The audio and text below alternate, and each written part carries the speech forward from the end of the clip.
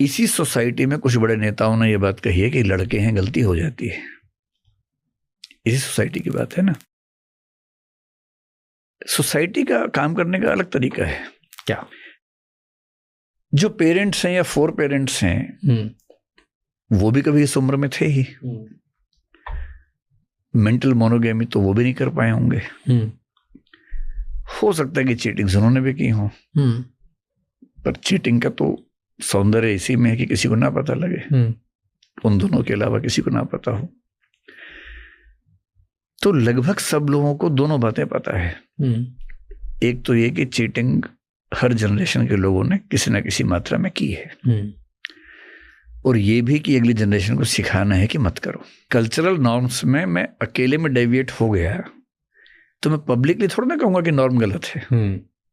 कभी कभी ऐसा होता है कि 100 लोग हैं समाज में, 100 के 100 चीटिंग कर रहे हैं, पर नॉर्म ये है कि नहीं करनी है। और जब 100 इकट्ठे बैठ रहे हैं, नारा लगा रहे हैं कि नहीं करनी है। तो ट्रेडिशनल सोसाइटीज में ऐसा होता है। और इसीलिए आप कहीं भी डेटा पढ़ेंगे तो जो रेप होते हैं, उन रेप में 95% से ऊपर वही लोग करते हैं जो परिवार के हैं या परिवार में आते जाते हैं। ये 98 के आसपास शायद है परसेंट।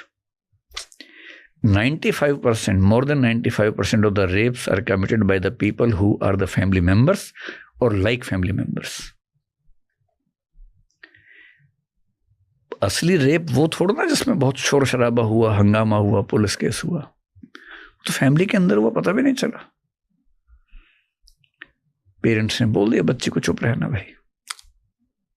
अधिकांश आप डेटा देखिए, मैं जहां तक याद करूं 98% के आसपास डेटा है।